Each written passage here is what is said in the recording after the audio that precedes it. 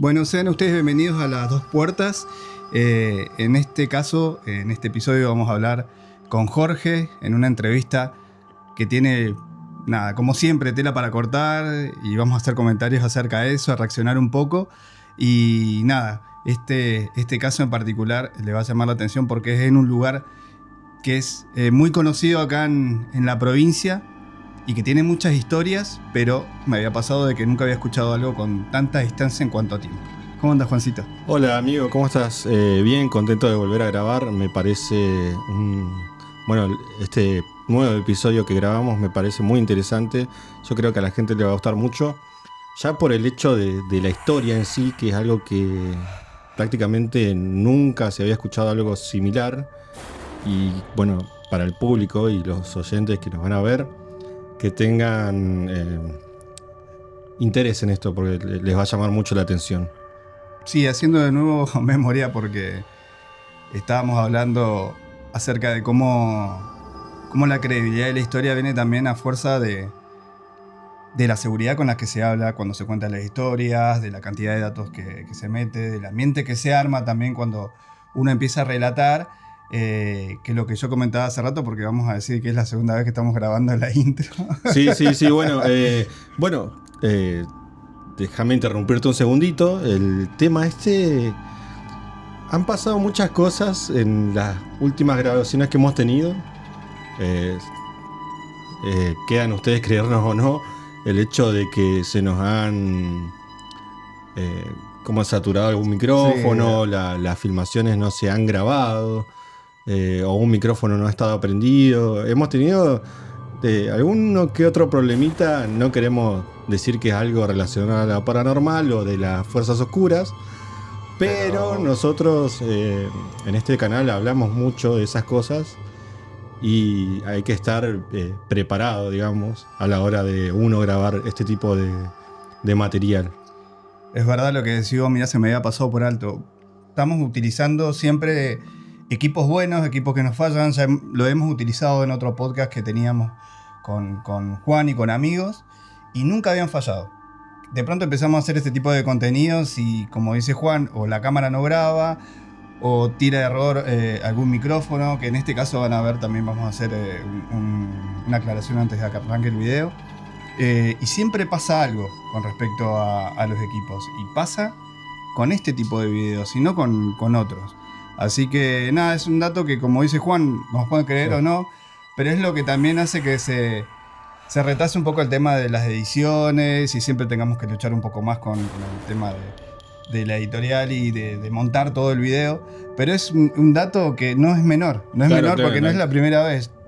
Como decía, habíamos ya tenido un podcast con, no sé, algo de 30 capítulos y nunca había fallado nada, y de pronto nos ponemos a grabar esto y aparecen este tipo de problemas que son solucionables, pero llaman la atención por lo menos. Llama la atención, por algo que no hay que dejar pasar de largo, porque sinceramente es algo que no suele pasar con otras cosas, y cuando empezamos a hablar de este tipo de temas siempre solemos tener algún inconveniente y no es normal. No es normal, y tampoco es una cuestión de capricho de uno, porque uno quiere ponerle un poco más de, no sé, de color a la historia. Claro. Realmente pasa esto, y bueno, en esta entrevista que vamos a tener ahora se van a dar cuenta de que nuestras voces aparecen en off. Tenemos el micrófono del invitado y nuestros micrófonos conectados a la cámara. El micrófono del invitado nunca lo puede,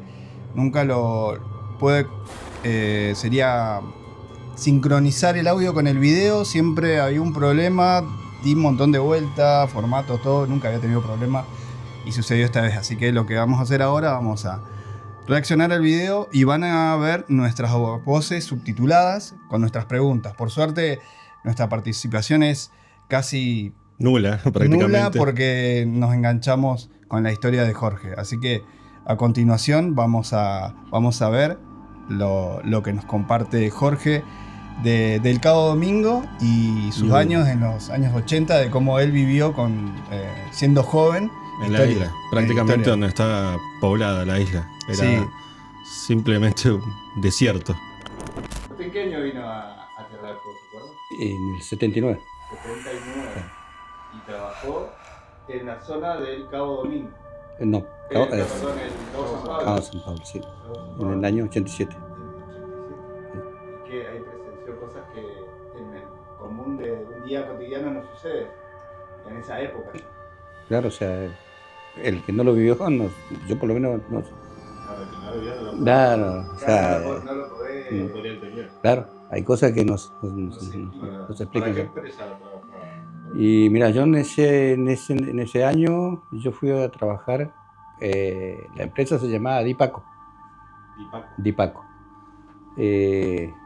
Bueno, nosotros directamente con la empresa no trabajamos con un contratista, ¿viste? Claro. Pero bueno, y fue en el 87, yo calculo que que habremos ido en marzo, abril, por ahí, porque después nos agarró junio, julio, estamos ahí también, viernes. Bueno, y ahí se veían cosas, o sea. Bueno, lo primero que cuenta un poco que era jovencito él y que viene para acá, para Tierra del Fuego. Y como decíamos recién, vamos por los datos y vamos a agregar imágenes sobre lo que es el destacamento del Cabo de San Pablo. Claro, para que tengan un poco de noción y de ubicación del lugar en la isla donde se encuentra el Cabo San Pablo. Comentarles un poco igual que, bueno, nosotros vivimos en Río Grande, la ciudad de Río Grande, Tierra del Fuego, ya lo hemos dicho varias veces, en la provincia de Tierra del Fuego. Y Cabo San Pablo queda más o menos, son 60 kilómetros de asfalto y 30 kilómetros de ripio. Y después llegas a una parte donde hay una costa y bueno, está el cabo, que un cabo es una parte donde como una desembocadura de una montaña de tierra sobre el mar. Lo que tiene de particular esta historia es que imagínate el tiempo que pasó para que recién se haga el destacamento del Cabo San Pablo, porque ahí ya se había, ¿cómo que se dice? Se había abandonado, no. Se había encallado el Desdémona, que cuenta la historia igual Jorge, que es un barco que está hace muchísimo tiempo y es un barco que tiene unas medidas muy grandes. Vamos a poner, como decía, imágenes, referencias, vamos a poner mapas donde de alguna forma nos muestre cómo es. Y no quería dejar pasar esta pequeña introducción de Jorge que cuenta también que nada, que capaz que en el quizás por la energía que tienen cuando uno es joven, vino a parar acá y terminó trabajando en un lugar tan inhóspito, ¿no? Claro. Como mucha gente que vino de Chile a parar a la isla, porque bueno, gran parte de la isla también pertenece a Chile. Muchas de las familias que vinieron a parar a Chile, una de esas fue la de Jorge. Él, siendo muy chico, trabajando de muy joven como era antes, terminó trabajando en un lugar bastante, como decimos, inhóspito. Y donde, bueno, ahora hay un barco encallado que es una de las mayores atracciones turísticas de la isla, por así decirlo, porque hay muchos videos relacionados a eso en internet y muchas historias que cuentan cómo encalló el barco y, bueno, en qué año vino. De más está decir que hay un faro también ahí en Cabo San Pablo. Y mucha gente hace todo tipo de excursiones, es más, hasta pagan para hacer excursiones. El Cabo San Pablo también lo que tiene, como decía Juan, ese atractivo turístico por la magnitud del barco y porque también hay mucha fotografía nocturna, mucho trekking, está el faro, es un punto medio entre Río Grande y Ushuaia, y cuando él cuenta esta historia, acuérdense que esto era territorio todavía. Por eso hay mucha familia chilena, muchas historias chilenas, porque esto todavía no estaba tan habitado, no estaba casi despoblado. Claro, despoblado, y siendo que no se sabía todavía si iba para Argentina o para Chile. Así que es una historia de una época donde estaba todos los límites muy lavados. Así que bueno, ahora vamos a seguir con la reacción de la entrevista a Jorge. Mucho menos, supongo. Y mira, ahí nosotros nos alumbramos la noche con esa, ¿cómo que se llama las luces, la Petromac? Con eso nos alumbramos la noche. Pero no te fue nada. No, sí. Vos salías, o sea, estaba en una pieza, salía al pasillo y no había luz. era oscuro. ¿Qué tipo de trabajo hacían?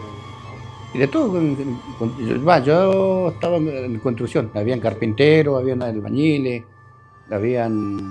porque se estaba haciendo el destacamento. Estaba haciendo Claro, el destacamento, sí, que está justo en la intersección, cuando vos venís, cuando vos venís del Cabo de San Pablo, de abajo en tal barco, hay un camino que se va a la estancia y el otro que viene para acá, justo ahí estaba.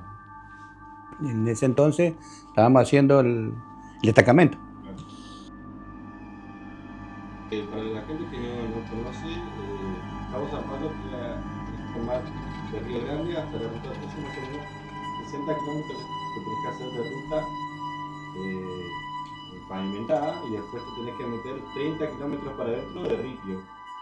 30 o 35 kilómetros mano izquierda y ahí llegas a la parte donde termina lo que es el destacamento policial. Sí. Había una hostería, ¿no? Estamos haciendo. Abajo, al final, donde está el barco. Claro. Donde está el barco. hablando Sí. para la gente que no conoce. Vamos a poner imágenes. Bueno, acabamos de escuchar que nuestro entrevistado. Uno de los primeros inconvenientes que han tenido, se ve que situacionales prácticamente de todos los días. Sí, que venían a golpear, a hacer ruido. También nos va a contar más adelante que no solo lo sufría el grupo que estaba trabajando ahí, sino los mismos policías también. Esto me parece que también quizás tiene que ver con Ánima, puede ser un poco Poltergeist. Así que es bastante interesante lo que nos cuenta porque cuando uno es joven también uno no tiene miedo a nada. Y acá el que le daba ánimos era una persona más grande que ya tenía mucho más tiempo trabajando ahí y era el que los alentaba a que no le presten atención a las cosas.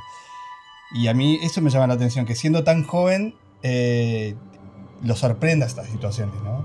Claro, que tengan tantas vivencias ya tan rápido, porque prácticamente apenas ingresó a trabajar a ese lugar, ya empezaron a vivir un montón de cosas. Igual, no solo él, la gente que lo rodeaba, que estaba ahí trabajando con él, y como decías vos, la misma policía. O sea, es algo bastante perturbador. La verdad que sí, bastante. Te da bastante miedo el hecho de que ya hasta situaciones con la policía se sucedan y que él, de hecho, lo va a contar, y que ya intervengan armas de fuego, ya como último límite, ¿viste? Acá la policía no, a no ser de que sea gatillo fácil o algo, lo último que va a querer hacer es usar el arma reglamentaria, sí. Totalmente. Así que seguimos con la entrevista. Sí, en la noche nosotros, estábamos en la noche durmiendo, 12, 1 de la mañana, y después, viste que hubo un cilindro acá. Vos le pegás un golpe con un fierro, y claro. Y ahí, ¿quién va a andar ahí en la noche? Y pasaba, todos los días. Todos los días era eso, no era un solo. Había como una garrafa grande. Y que con eso nosotros nos cocinábamos. Claro, con eso se cocinaba, el cocinero cocinaba con eso. Y la garrafa estaba afuera, ¿viste? Porque por precaución no lo teníamos adentro. Claro. Con manguera, la manguera entraba para adentro. Y iban a alguien y le pegaban. O sea, como nosotros en su momento éramos más jóvenes, el que nos daba ánimo era Don España. Porque él era grande y decía, no hay que hacerle caso de esto, si esto son cosas que... ¿Sí? Entonces él nos daba ánimo, ¿viste? Para no tener miedo. Claro, él sí. Si él se levantaba en la noche cuando escuchaba algo. Solo salía para afuera con una linterna. La primera vez que te pasó algo Sí. de eso, ¿por qué te acordás? Mira, la primera vez que me pasó algo fue, yo me acuerdo, eso no me olvida nunca, ¿sabes por qué? Porque ese día jugó Chile Copa América con Brasil. Y como yo soy chileno y me gusta el fútbol, entonces estábamos escuchando el partido por radio en un contenedor. Y bueno, nosotros éramos 3 muchachos que estamos ahí, ponerle, yo tenía 21, otro habrá tenido 22, o capaz que otro tenía un 20, así, pero éramos de la misma edad casi todos, ¿viste? Claro, estábamos escuchando el partido por radio. Y estábamos contentos porque Chile nunca a Brasil, ese día le ganó, no sé si fue 5-0, parece que fue, Copa América, en el 87, que después Chile perdió la final con Uruguay, 1-0. Y ahí cuando nosotros salimos a orinar afuera, ahí porque el contenedor estaba en la calle. Pues, ahí en ese entonces no había tantos caminos, estaba en la calle. Claro. Y salimos los tres, porque de a uno no salía nadie, pero porque era noche oscura. ¿Viste? Y uno sale con una linterna y estábamos orinando ahí, ya cuando ya hemos terminado de orinar, uno se le da por alumbrar así, a los 4 o 5 metros, iban pasando 3 personas. Que como que donde estábamos nosotros, como que pasaron al lado de nosotros y siguieron caminando.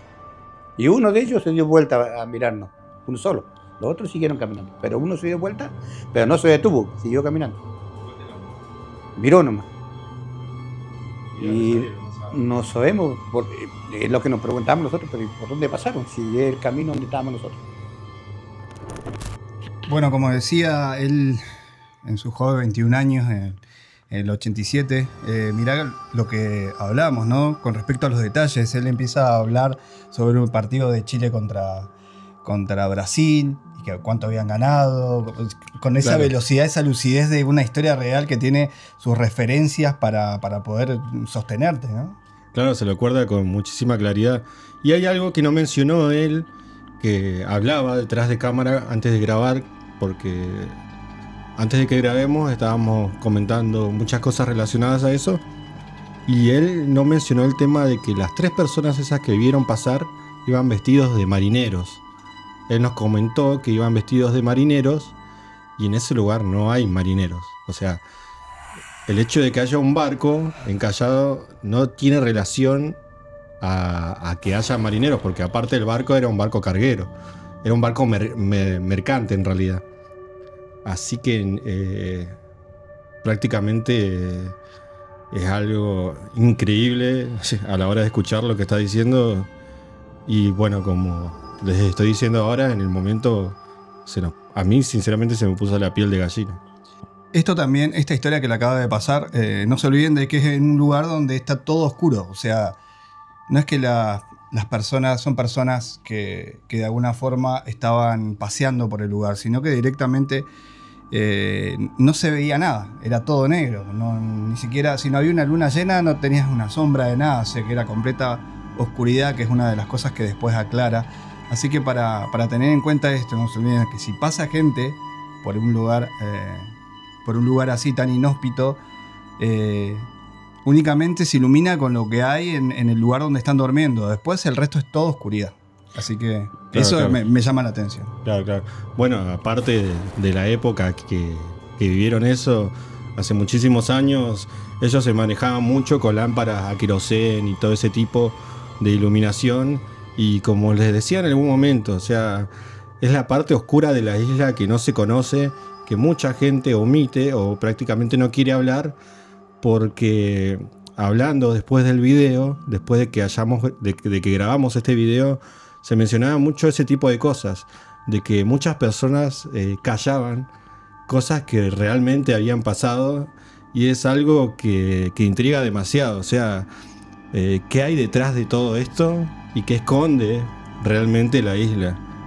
Así que vamos a seguir ahora con la entrevista a Jorge. Habían 2 policías siempre de guardia, pero ellos no vivían con nosotros, ellos tenían una casilla rodante. Y los policías, ellos se acostaban cuando nosotros nos acostábamos, porque a ellos le iban a mover la casilla, ¿no? Es lo que ellos decían. Le amacaban la casilla. Claro, se vivía en una casa con ruedas. Claro, una casilla rodante, ellos tenían una casilla rodante, donde ellos estaban ahí, ¿viste? Porque hasta que este destacamento listo. O sea, hacían guardia, ahí iban a hacer, les tocaba poner una semana 2, la otra semana otras 2 más. No sé cómo se manejaban, pero siempre se rotaban, ¿viste? Pero ellos, es lo que decían, ¿viste? La gente que trabajaba también le pasaban cosas similares. Y que lo veíamos todos. Todos juntos, bien. Claro, porque una noche estábamos jugando al truco. Viste que, como te contaba, esas casas de antes, 4 metros el cielo raso, arriba, ¿viste? Alta. Y qué sé yo, de 5x5, 6x6. Inmensas las piezas, ¿viste? Y en una de esas nosotros teníamos el comedor. Y ahí había un pasillo, ¿viste? Un día. Y No sé quién fue que estaba sentado y dice, ¿vieron lo que pasó en el pasillo? Sí, todos lo habíamos visto, pero nadie quería decir nada, ¿viste?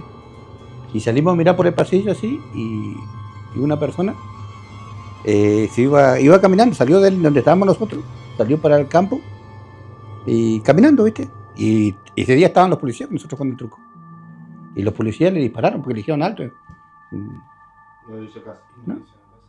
Y le disparó el policía. No sé si le tiró a tirar o para darle miedo, pero ni miró para atrás, nada. Y así. Una persona común, normal. Porque los policías lo enfocaron, ¿viste? Con la... Claro. Y se ve que pasó por el pasillo adentro y siguió para el monte. Nosotros estamos ahí, salía de la casa donde estamos el destacamento y a los 10 metros ya era monte. Ah, el monte. Por eso te digo que en la noche, ¿quién iba a salir afuera solo? ¿No? ¿Ah? Bueno, acá cuenta un poco también lo que estábamos diciendo recién, ¿no? Que había monte, que no se veía nada, que la policía también había sufrido este tipo de visitas, que llegaron a efectuar disparos porque, nada, seguramente habrán dicho alguna palabra de alto o algo y no les quedó otra. Claro. Y eso también es parte también que enriquece la historia, ¿no? Que tiene que ver con unas fuerzas de la policía.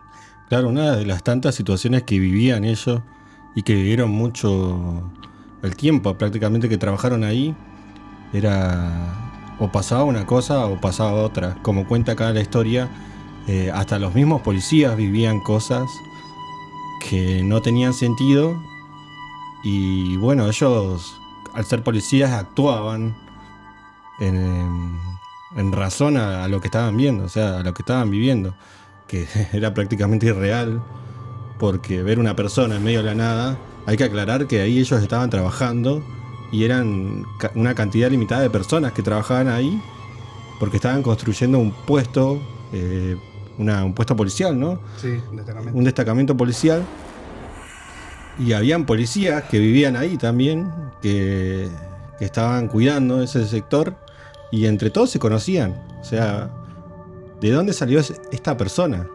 Claro, exactamente, es lo que decías vos, es como había una unión propia de la poca cantidad de gente que había, ¿no? Esto de ser tan pocos, seguramente trabajaban todos en conjunto para hacer este destacamento, porque aparte de vigilar era algo para ellos, así que saber que sucedían estas cosas y que ellos mismos también como que no querían creer, porque es una de las cosas que aclara, es como que no querían creer o nadie decía nada, porque quizás también para que no se expanda un poco el miedo y que sea una de las cosas que se apodere de la situación. O como decían los más grandes que decía hace un rato en la parte del video, que dejen que pasen las cosas, porque eran cosas que pasaban cotidianamente y sinceramente ya estaban acostumbrados las personas más grandes que vivían ahí. Bueno, ahora vamos a ir con la entrevista. Claro, o sea, en ese entonces se comentaba, ¿viste? Se comentaba la misma gente más grande que uno, gente grande, que en ese tiempo yo tenía que ponerle 21 años y hay gente que tenían 50, que ellos ya sabían más cosas. Y ellos nos comentaban a nosotros que ahí, en ese lugar, se cometían crímenes, ¿viste? Ahí en la...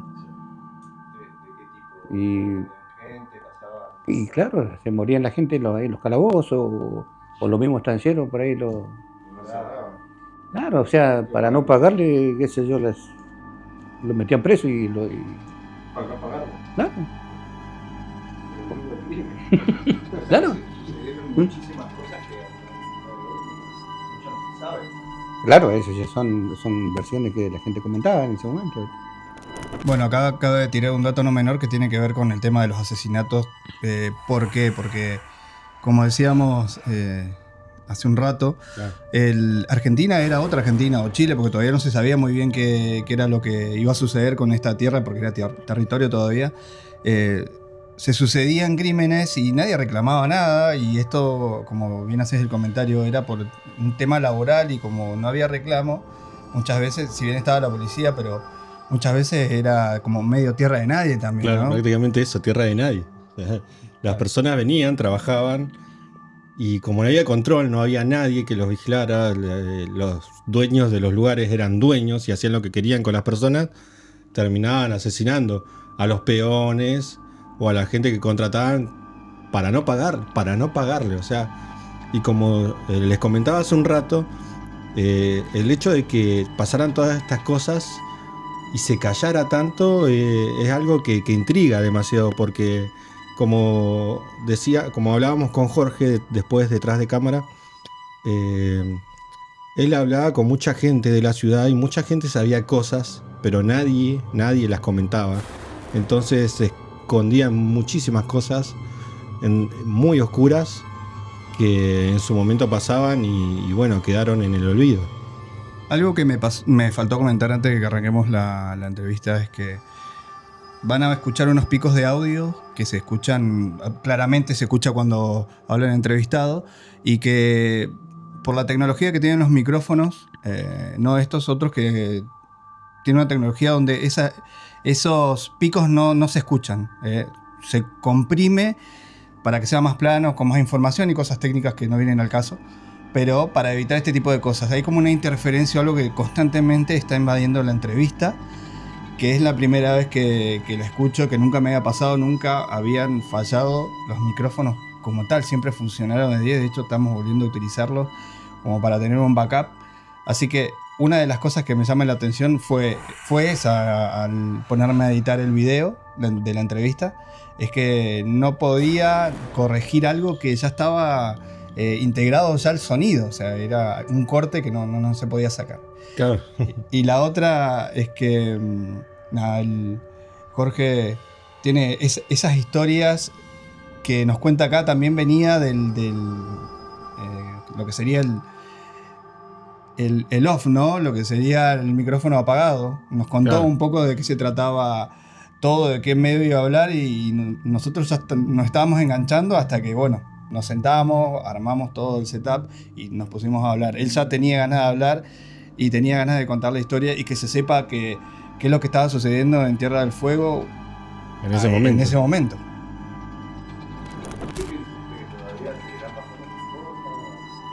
Y yo creo que si no está funcionando el destacamento por algo, porque en ese tiempo invirtieron plata para hacerlo y ya estaba casi listo. Si yo hice los calabozos de hormigón. el calabozo. Sí, por eso tema. Igual viste que le pasó, la hostería le pasó lo mismo que la hostería de Según, viste que la abandonado totalmente. Sacaron todas las cosas que tenían, ¿viste? Sí. Están todas iguales. Vos las ves y están todas iguales. Así destruidas, así como todas iguales. Y por algo están así, no es que ¿Sí? de la nada quedaron así. O sea, hay algo más. Sí, o sea, el que ha vivido ahí debe saber, ¿viste? Qué es lo que pasa en esas cosas. Porque si nadie la quiere. Bueno, acá también comenta que él trabajó en los calabozos, otro de los datos que él va añadiendo con total seguridad, y que también, bueno, hace una referencia acerca de todas las hosterías. Justamente uno de los videos anteriores nuestros, que seguramente vamos a compartir, es el de el lago Yewin. Acá arriba. Sí, acá. Sí, es muy importante lo que acaba de mencionar y lo que decís vos, Marcos, por el simple hecho de que nosotros en uno de los videos anteriores fuimos al lago Yewin. Los que vieron el video saben que estuvimos en la hostería, y la hostería del Yewin es igual a la hostería del Cabo San Pablo. Y hay otro lugar que se llama Petrel, ¿no? Petrel también. Petrel, que tiene una hostería similar también. Y son lugares que quedaron abandonados y que nunca se dijo por qué quedaron abandonados. Se dejó de lado, no se habló más del tema.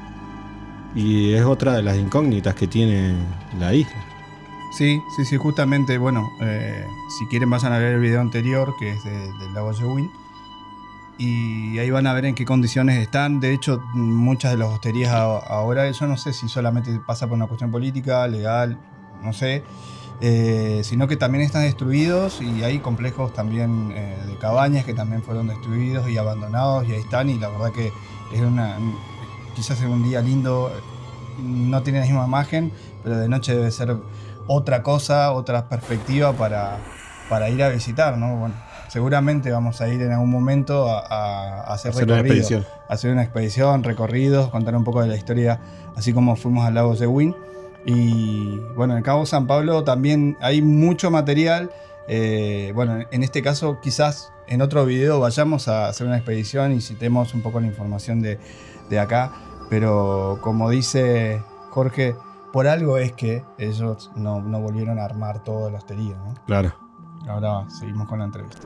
Se veía supuestamente dice que se veía el capitán del barco. ¿El capitán del barco? ¿Sí? ¿Sí? Lo veían. ¿Cómo se veía caminar? Se veía en la hostería, se veía. ¿Sí? Porque hay una persona estuvo viviendo un par de años ahí. Cuando yo estaba trabajando en el 87, nosotros nos íbamos caminando al trabajo. Y ahí vivía un hombre grande, un gringo así, pero grandote, ¿viste? Y lo veíamos nosotros. Yo fui, si yo ese tiempo yo jugaba al fútbol, y yo a veces como me estrenaba solo, me iba corriendo de donde trabajaba hasta abajo, y después me volvía corriendo. Peor, con la luz, ¿viste? Claro, sí, veía. Claro. Y yo veía, sí, se veía un hombre, pero no era que estaba muerto, estaba vivo el hombre. Y eres supuestamente ese el capitán del barco. Es lo que decían, yo no, porque nunca no hablaba con nadie. No, claro, es lo que decían, porque era un hombre, ¿viste? Que no te salvaba, no te dirigía. ¿Vivo o muerto? No, una persona, sí. Bueno, acá hace referencia también al Desdémona, también vuelve a nombrar uno de los pasatiempos de él, que era el fútbol, ya lo había aclarado anteriormente, o sea, por eso todo tiene relación, que a él le gustaba mucho el fútbol, por eso había pasado lo del partido de Chile con Brasil, y acá que él jugaba al fútbol y que él iba a entrenar, se había ido a entrenar solo y había encontrado a este capitán del barco del Desdémona, y que, bueno, que en los 80 y 90, que de hecho yo tengo vecinos que son como medio ermitaños, era común ver gente en plena soledad y que era, no sé si antisocial, pero que no tenía mucha comunicación con el resto, y eso hace más creíble el relato. El relato, sí. Cabe aclarar que el Desdémona encalló en Cabo San Pablo en 1985, o sea, 2 años antes de que Jorge entrara a trabajar ahí al destacamento policial, a construir el destacamento policial. Y sinceramente es como intrigante esto de ver al capitán del barco viviendo ahí. Es como raro. Sí, él, como decía, ahí la gente de antes también era un poquito más cerrada y todo. Si bien Juan le hace el comentario de si era o no una persona viva o muerta, dice que viva, pero bueno, nunca se sabe. O sea, la verdad que no se sabe, porque esta historia, por ejemplo, hay una historia del holandés errante. Claro. Son historias de gente. Por ejemplo, hay una canción de un poema de una historia vieja de Iron Maiden que se llama La rima del anciano marinero, que también habla de alguien que mató un albatros y que hizo que toda la embarcación termine siendo de alguna forma maldita, que fueron muriendo todos menos él, y él quedó deambulando por la vida, por los mares, de alguna forma como errante, como holandés. Así que por ahí hay un montón de cosas que vienen a vagando por el, claro, por el ambiente. Sí, bueno, como siempre decimos que tienen que ver con cosas de barco, estas cosas tipo Los Piratas del Caribe, claro, estas cosas no se le ocurrió a alguien porque sí también. Hay un montón de historias como el Caleuche que dijimos en otra de las notas, en otras entrevistas. Así que a tener muy en cuenta esas cosas, y son muy ricas porque se entrelazan todas y todas tienen que ver, ¿viste? Todas de alguna forma tienen puntos en común. Igual la otra que me pasó una noche fue que estaba durmiendo, ¿viste? O sea, era no sé, yo creo que donde pasan cosas así, a cualquiera, en la pieza habíamos 6, 7 personas. Era lo que trabajamos ahí, ¿viste? Dormíamos todos juntos, en cucheta. En una sola pieza grande y dormíamos todos. Y yo era una noche, ¿viste? No me podía, cuando uno dice que se desvela, una cosa así, ¿viste? No puede agarrar sueño. No podía agarrar sueño. Y siento que yo dormía en la cucheta de abajo y afuera siento como que, ¿viste? Las hojas de los árboles como que corrían en el piso. Como que se arrastraban en el piso afuera, sentía eso, ¿viste? Y de ahí se me vino como algo en el cuerpo a mí, ¿viste? y yo veía una persona en los pies de mi cama, parado. Y yo decía, viste, que uno se acuerda de otras cosas, viste, que se comenta otra gente, que son pesadillas. Pero para mí no era pesadilla, porque yo lo estaba viendo, yo estaba despierto cuando me pasó eso. Y yo digo, si cierro los ojos de vuelta, me pasará de vuelta, porque ya me había pasado, ¿viste? O sea, me pasó en un momento, y cierro los ojos, me volvió a pasar lo mismo. Veía lo mismo que vi antes, escuchaba lo mismo que vi antes. Lo hice 3 veces, las 3 veces me pasó lo mismo, en la noche. Al otro día eran como las 6 de la mañana, a las 7, ya la gente todos se levantaban, ¿viste? Y llega el don España y me dice, no me quería levantar, ¿viste? Porque tenía sueño, yo no dormía nada. Y encima, cagazo de noche. Porque yo escuchaba a mis compañeros que ellos roncaban y yo no podía dormir y yo no sabía qué me pasaba, ¿viste? Y esa fue una de las cosas que me pasó. Que ahí que después me daba miedo hasta quedarme dormido, ¿viste? Bueno, también esto por ahí quizás él lo vive como que estaba despierto. A mí me dio mucha similitud con el tema de la parálisis de sueño. Estas cosas de ver una figura al pie de tu cama. Porque acuérdense que también tiene que ver con estar con los ojos medio abiertos, entre el sueño y la realidad, entre dos estados. Así que eso quizás también sea una situación que no le dejaba dormir y que por eso iba cansado. Pero creo que a todos nos pasó y hemos contado acá también con respecto a Incubus y Sucubus. Vos en un momento comentaste que se le dicen que se te sube el muerto. Claro, eso es re típico, que te digan que se te sube el muerto es la frase normal para una parálisis de sueño. Pero sí, está muy relacionado a la parálisis de sueño, es lo que le pasó a Jorge, y yo creo que también pasó un poco por todas las situaciones negativas que vivían ahí y todo el ambiente oscuro que rodeaba el lugar en esa época. Sí, la verdad que es algo, de hecho, más común de lo que se piensa, ¿no? Muchas veces hemos hablado en un contexto de trabajo, de reuniones, que a todos nos pasa esto. Bueno, algunos le dan de alguna forma una explicación un poquito más racional, y otros por ahí un poquito más paranormal, otro más esotérico y así. O sea, tiene que ver con una figura, tiene que ver con esto de que no te puedes mover, que estás asustado, se te acelera el corazón. Es horrible. Y claro, y estás entre el inconsciente y el consciente. Así que es un dato que no es menor tampoco porque él, como contaba, está atravesando situaciones que lo están llevando a un límite, ¿no? Entre la realidad y esto paranormal, y estar en el medio y no poder descansar bien, la cabeza te trabaja todo el tiempo. Y eso también, me imagino yo, que debe ser una de las causas que hace que entre en ese estado. Claro. Y sí, a mí, bueno, después de una u otra noche cortaron el gas. Y ese día yo estaba durmiendo en la cucheta y no sé quién fue que se despertó. Creo que fue don España que se levantó al baño, porque él se levantaba todas las noches al baño. ¿Viste? Eso era algo, ¿viste? Que el ser humano, el que está acostumbrado a orinar, orina a las 2 o 3 de la mañana, se levanta todos los días, ¿viste? Bueno, y se levantó y alguien abrió la garrafa. Si no se levanta, nos morimos todos. Todo abierto. Estaban alguien cortó y se apagó y después lo abrieron. Y las pantallas que estaban dándonos calor estaban largando gas. Y eso es lo que nos pasó. Claro, y después ya no lo dejamos más prendido, lo dejaban directamente apagado.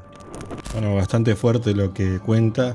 Yo calculo que no creo que alguna de las personas que hayan vivido con él ahí en el lugar haya querido hacer ese tipo de cosas. Aparte, es algo bastante grave. O sea, es muy peligroso lo que pudo haber pasado. Se podían haber muerto todos, como dice él ahí en el video. Claro, ¿quién va a hacer algo aparte con la cantidad limitada de personas que hay ahí? Va a querer hacer una situación, generar una situación como esa, primero del asesinato de por sí, ¿no? Como tragedia, sino que aparte quedaría esa persona sola, de alguna Marcado, forma. sí. Entonces, Marcado. claro, por descarte también quedaría acusado, pero esto también, que pasa que alguien se levantó y sintió que esto estaba abierto, es algo que ya era casi hasta común, lo cuenta como de hecho, normal. claro, como normal, porque esto son correlativas las historias, ¿no? Entonces esto lo contó a lo último porque fue algo que se fue acordando, pero era como que lo normalizó de alguna forma. Cabe destacar que, bueno, acá no lo menciona, pero lo dijo en su momento. Estuvo 7 meses trabajando Jorge en el destacamento, para la construcción del destacamento, y por, bueno, distintos tipos de situaciones y motivos, uno de esos es esto que estamos contando, tuvo que abandonar y volver a la ciudad. Bueno, ahora también, como cerrando la entrevista, nos va a contar un poco cómo la gente, o cómo él manejó lo que le había sucedido, ¿no? Estas las experiencias y todo. Y ahí vamos a hacer un cierre de la entrevista. Claro, pero por ejemplo, ¿la historia las contaba y qué te decían? Y casi, o sea, por ahí a veces vos te contás a la gente y por ahí a veces alguien no te lo cree porque dice... sí. Pero el que andaba por ahí sí sabe que es verdad. Bueno, justamente lo que estábamos diciendo recién es que ¿qué pasaba? Porque si lo contó algo y la gente cree, pero en un contexto de confianza la gente se abre más. Pero bueno, pasa que también hay mucha gente que no cree estas cosas y O mucha gente que las calla. claro, que también, las vive y las calla. justamente como decíamos Jorge. hace rato. Que han vivido o han pasado cosas que son inexplicables y por algún motivo no las quieren comentar. O hay un trasfondo detrás de todo eso, o la isla tiene algo más por contar. Claro, yo creo que también la gente tiene un prejuicio con respecto a estas cosas hasta que le sucede, ¿no? Quieras o no, en algún momento, como decimos siempre, te va a pasar algo que no podés explicar y ahí vas a empezar a entender algunas cosas. No estamos diciendo que todo el tiempo te tiene que pasar, pero en algún momento algo te va a pasar que te va a hacer dudar de todo el raciocinio que podés llegar a tener en tu vida, porque no vas a tener una explicación lógica de esas situaciones, ¿no? Por eso es que estamos nosotros también intentando compartir y darle voz a la gente que por ahí tiene ganas de contar esas historias, que las tiene guardadas. Imagínate acá, ¿cuántos años? Casi 30, 40 años. Muchísimo tiempo. Y todavía se las acuerda con lujo de detalle, y no es porque fue algo que se inventaron y se le ocurrió ayer, sino que es algo que lo vivieron y que está relacionado con un momento de su vida, ¿no? Claro, exactamente, como decís vos, amigo. Mucha gente tiene ganas de contar cosas y por X motivo no las puede demostrar, pero ahora con toda la tecnología que hay y demás, se puede llegar a difundir más este tipo de historias. Y aparte que son muy increíbles por el simple hecho de que pasaron hace muchísimos años, donde no había tanta tecnología. Ahora con la inteligencia artificial prácticamente no sabes en qué creer. Entonces está bueno conocer un poco más de nuestra tierra, de nuestra historia, el lado oscuro que muchas veces la gente calla o por algún motivo no quiere contar. Vamos a invitar, como siempre, a la gente que le gusta estas historias. Pueden creerlas o no, está en el criterio de ustedes. Nosotros lo que hacemos es exponer la historia de las voces de quienes la vivieron. Entonces, si vos querés creer, está bien. Si no querés creer, también está bien. Y si no, también puede ser una historia como una película que vas a ver al cine, que vas a verla a una película de terror sabiendo que es mentira, pero sin embargo te asustás. Bueno, lo mismo acá. Claro. Si vos querés creerlo, bien, y si no, tomalo como una historia, disfrutalo y, bueno, dale espacio también a la verdad, a lo misterioso. Dejate llevar también por estas historias. Nosotros intentamos darle la importancia que se merecen, con el respeto que se merece. También somos muy agradecidos, siempre agradecemos a las personas que nos comparten estas cosas. Y también... Y agradecerle, perdón amigo que te interrumpa, pero agradecerle a Jorge por la predisposición que tuvo para contarnos esta historia, tomarse su tiempo, porque La verdad que justo le tomó a él en un día que estaba un poco ocupado, pero se dio el tiempo de venir a hablar y contar con lujo de detalles todas las cosas que ustedes estaban escuchando, ¿no? Exactamente. De hecho, tenía muchas ganas de quedarse, pero bueno, tenía un compromiso. Y a Jorge se le aclaró, lo charlamos de hecho, y por una cuestión de guardar su identidad, porque lo que nos importa es la historia, y en común acuerdo con Jorge, vamos a difuminar la cara de él. Sin embargo, le agradecemos desde acá su predisposición por la historia que nos contó, con lujo de detalles, teniendo el poco tiempo que tenía. Sin embargo, nos acompañó, vino, se sentó, de hecho con mucho respeto, y nada, él nos pone muy contento que también él puede explayar toda esta historia que tenía guardada durante tanto tiempo, que seguramente en algún momento lo contó, pero que quede en un registro en internet y que otro de otro lado pueda escucharlo, y quizás también le haya pasado algo muy parecido. Claro, exactamente. Y que se conozca un poco más de los rinconcitos que hay en esta isla, que muchas veces no salen a la luz por determinados motivos. Ahora la gente lo puede escuchar en carne propia, directamente de una persona que lo vivió en vivo y en directo, todo este tipo de cosas. Claro, el actor principal de toda la historia está ahí, lo pueden ver, y nada, es como decíamos recién, exponer la historia de alguien que lo vivió, y con la credibilidad y la seriedad y la veracidad con la que él nos expuso todo, también a nosotros nos deja contento, porque son esas historias escondidas que hay en esta Tierra del Fuego, en un lugar tan alejado de todo, de las grandes ciudades, de todo. También hay algo para mostrar. Así que bueno, nada, estas son las dos puertas. Les presentamos otra nueva historia y espero que les haya gustado. Muchísimas gracias, y bueno, quedan ustedes elegir la puerta por la que quieren entrar.